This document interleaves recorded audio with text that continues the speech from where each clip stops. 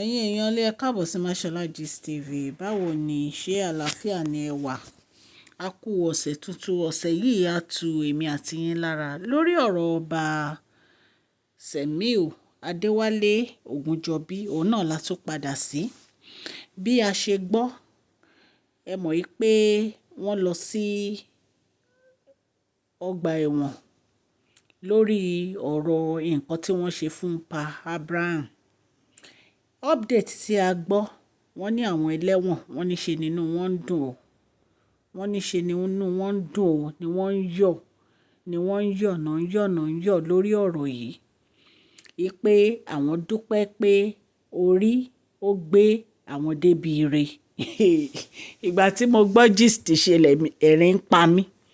Pé Ọlọ́run máa bá wọn gbé ọba wá. Pé àwọn tí ń wá báwọn ṣe máa jẹ ọba látijọ́ yìí o. Pé àwọn ò mọ̀ wípé Ọlọ́run máa pèsè ọba fún àwọn tó tún wá jẹ́ ọba aládé. Ẹ̀yin èèyàn lé, wọ́n ní ọ̀rọ̀ ò kí ń dùn lẹ́nu ẹni tó bá wí. Ẹ jẹ́ ká gbọ́ ọ̀rọ̀ yìí lẹ́nu ẹni tó sọ. Ẹ jẹ́ kí n play voice note yìí fún yín. Ṣé ẹ ti ń gbọ́ ọ̀rọ̀ yìí? Ẹ farabalẹ̀ kẹ́ máa gbọ́. This is the first time pé white inú àwọn òṣìṣẹ́ ṣe nídùn. Wọ́n wá ń jẹ́ kó máa yé wa wípé àwọn afọbajẹ tìta wọ́n ti gba adé tiwọn ní orí ẹ̀. Àwọn ò ní dì báwo ni fẹ́ pé àárín yẹn. Ok, ẹ jẹ́ kí n lò báyìí. Àwọn ò ní rí ọba fín o. Àwọn ò ní dì respect ọba o. Àwọn ò ní tàbùkù ọba tàwọn o. Àwọn ò dẹ̀ ní fojú ọba tàwọn gbolẹ̀ nínú ẹ̀wọ̀n bí o. Torí pé kí ni ó pé táwọn tí ń fẹ́ jọba tí àwọn ò rí ọba jẹ. Ọlọ́run wá pèsè ọba fáwọn. Tẹ́yìn bá gba adé tiyín níta yẹn afọbajẹ ìta ìlú Ifọ̀. Tẹ́ bá gba adé tiyín, àwọn táwọn wà nínú ẹ̀wọ̀n bí báyìí, àwọn fẹ́ dé kábíyèsí àwọn ní adé ní ọjọ́ Monday tó ń bọ̀ yìí ni o. Monday tó ń bọ̀ yìí ni o. Gbẹ̀gẹ́dẹ́ máa gbiná ní ọjọ́ Monday. Wọ́n ní wọ́n ti ń forí gbárí pé kò jẹ́jẹ́ bẹ́ẹ̀ kò gbọ́dọ̀ ṣẹlẹ̀. Kí ni ò ní ṣẹlẹ̀? Orí adé ti sunú sẹ́ẹ̀dì. Kò sí nǹkan tó fẹ́ ṣẹlẹ̀ mọ́. Èní dẹ̀ ní ọjọ́ Saturday. Sunday wọn ò lè gba béèlì wọn. Ọ̀n kì í ṣiṣẹ́ ní Sunday. Ó tún di Monday. Kò lè ṣe Monday ni wọ́n ń gbé wọn lọ sí court again. Àfi tí ọba tó bá rẹ́ ṣọtí méjì tán ní kó mú wá ní court. Tèmi dẹ̀ mọ̀ pé lágbára ọba ní Èdùmàrè kò ní rí ṣọtí yẹn múlẹ̀. Ẹ wá gbọ́ ìkéde pàtàkì. Ìkéde tí ẹ sanwó fún láti iléeṣẹ́ àwọn oníròyìn. Ẹ máa gbọ́.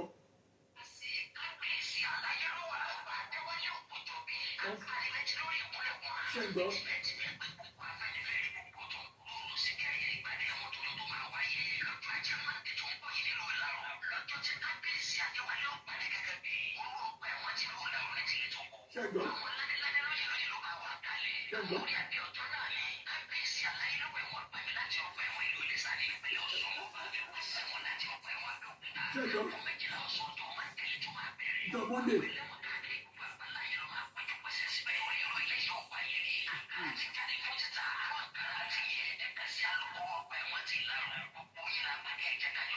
Àǹkárá ò jẹsẹ̀ mọ́.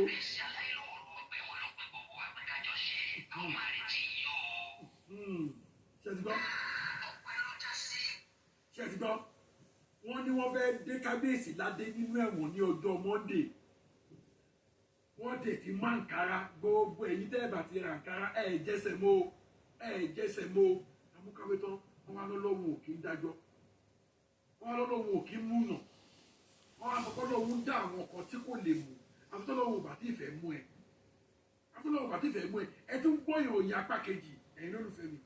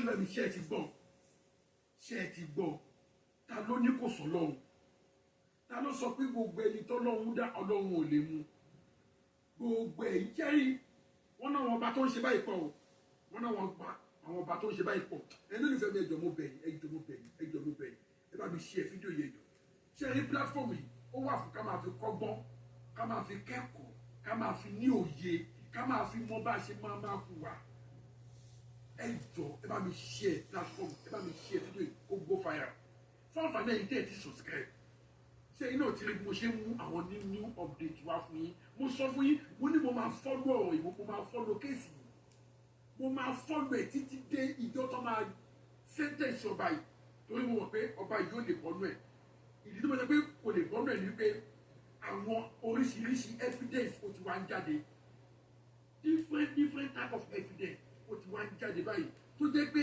tó bá fi ń pààkì bàbá jébì yìí lẹ́yìn tó bá fi ń pààkì bàbá jébì yìí lẹ́yìn ọba yóò lè bọ́ mbẹ̀ sẹ́ àní kò lè bọ́ mbẹ̀ ẹlẹ́sìn mi èdè mo bẹ̀ ẹ bá mi share fídíò yìí fáwọn àdáyé tẹ́ ẹ ti subscribe ẹ bá mi subscribe sí Eledumare TV ṣé ẹ rí ìtọ́ wá ṣẹlẹ̀ ó wá jẹ́ kí àwọn èèyàn máa wá dìde oníkálukú wá mú evidence jáde oníkálukú wá ń sọ gbogbo nǹkan tó ti ṣe sẹ́yìn gbogbo ìwà burúkú tó bá yìí ti hù sẹ́yìn gbogbo ayé fàmílétè tutọ́ tó ti jẹ sẹ́yìn àwọn èèyàn wá bẹ̀rẹ̀ sí ní sọ wọ́n lẹ́sìrìsì máa tú o pọ̀tù wọ́n tún jẹ́ kó yé wa pé àìmọye àwọn tó jẹ́ pé wọ́n jẹ́ ọmọ ọ̀fọ̀ tí ẹ̀rù ń bà wọ́n láti sọ nǹkan tí ọba yìí ti fojú wọn rí but àwọn tó wà ní close to Ifọ̀ àwọn tó wà ní abúlé tó súnmọ́ Ifọ̀ àwọn tó ti encounter ìwà burúkú yìí pẹ̀lú ọba rí tó ti ṣẹlẹ̀ sí àwọn àtọ́ba yìí wọ́n nà wọ́n àtàwọn tó mọ̀ àtàwọn tó gbọ́ information gbogbo èèyàn wá ti ń kírísítà ẹ jẹ́ kí n fún yín nìkan nínú àwọn information yìí no lẹ́yìn kan máa fún yín ní méjì ọ̀tọ̀ọ̀tọ̀ ẹ wá gbọ́.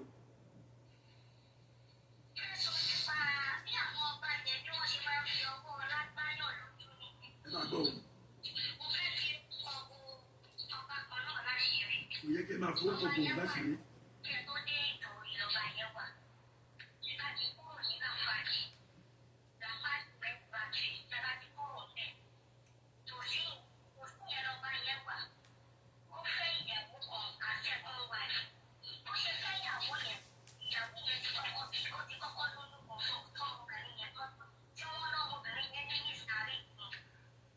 ọba sẹ̀mí ìlú yẹn arábìnrin yìí rí fásitì o tó lóun fi orúkọ bò láti rí yìí o tó ní pé kí ni ẹ̀rù bà kò fẹ́ dárúkọ.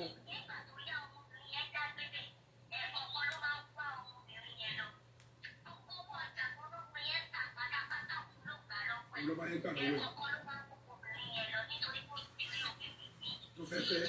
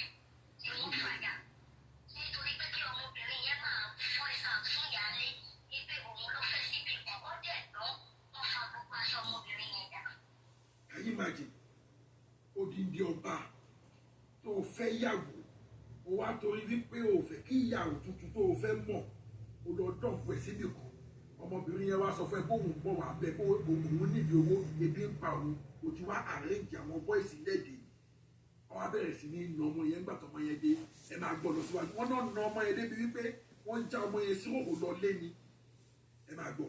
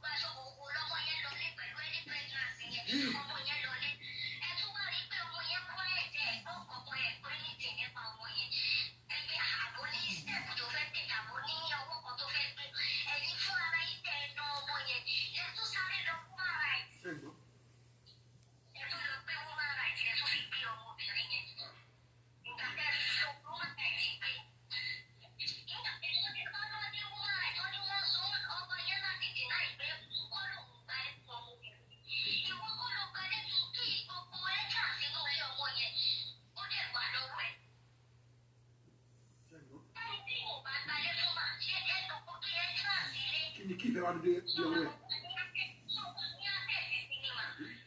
Ilé tó máa gbà fún yìí kò lè dá fẹ́ẹ̀ sí.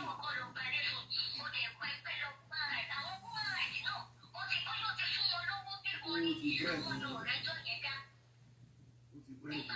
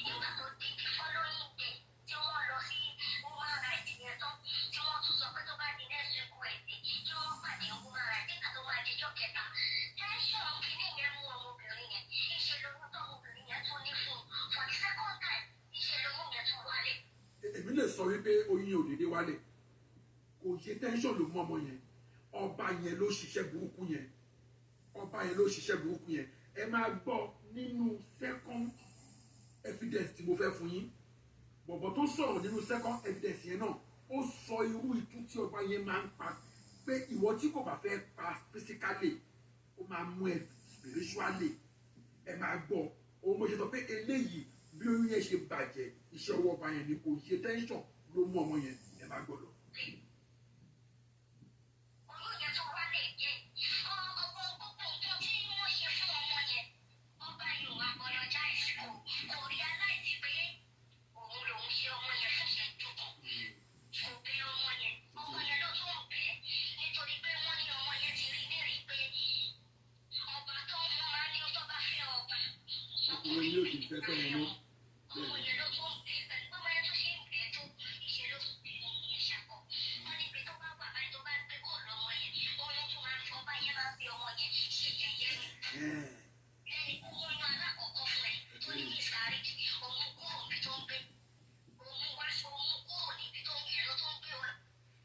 Evidence number one nìyẹn o ṣe ti rí evidence number one nìyẹn o ẹ̀yin lólùfẹ́ mi ẹ jọ ẹ bá mi ṣe kí n tó mú evidence number two wá ẹ jẹ́ kí n tó bẹ̀ wọ́n lólùfẹ́ mi wọ́n yìí máa bá mi ṣe àfídíò yìí ẹ jọ ẹ bá mi ṣe àfídíò yìí kẹ́ni bá mi subscribe sílẹ̀ ẹ lé Gbija TV fún àǹfààní ẹ̀yin tí ẹ dé subscribe ẹ bá mi subscribe kájọ máa jẹ ìgbádùn ètò yìí mo tún máa fún yín ní evidence number two ẹ máa wá gbọ́.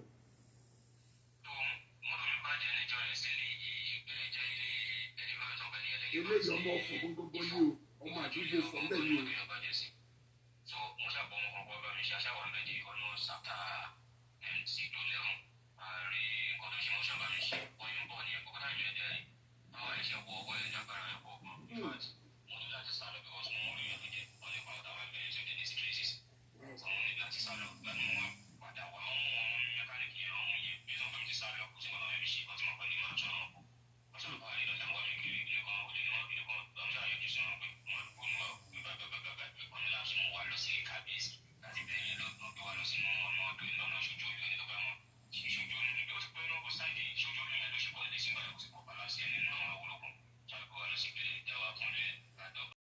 ẹ̀yin èèyàn lé nǹkan tí voice note yìí ń sọ fún wa ò ní wípé ọ̀rọ̀ ọba yìí wọn ò sọ ọ̀rọ̀ wọn dáadáa rárá. Wọ́n ní ayé tó ń jẹ ayé ìjẹkújẹ ni wípé wọ́n kàn ń fi ojú àwọn mẹ̀kúnnù gbolẹ̀ ni. Ẹ rántí gbogbo nǹkan tí arábìnrin yẹn sọ lórí ọ̀rọ̀ ìyàwó tí wọ́n ń fẹ́. Ṣé ẹ rí wọ́n ní Ọlọ́run ó máa ń rí gbogbo nǹkan tá a bá ṣe ní ìkọ̀kọ̀. A kàn máa ń rò pé bóyá Ọlọ́run ò rí wa ni Ọlọ́run ń rí wa. Wọ́n dẹ̀ ní ìwà ní ẹ̀ṣọ́ ènìyàn.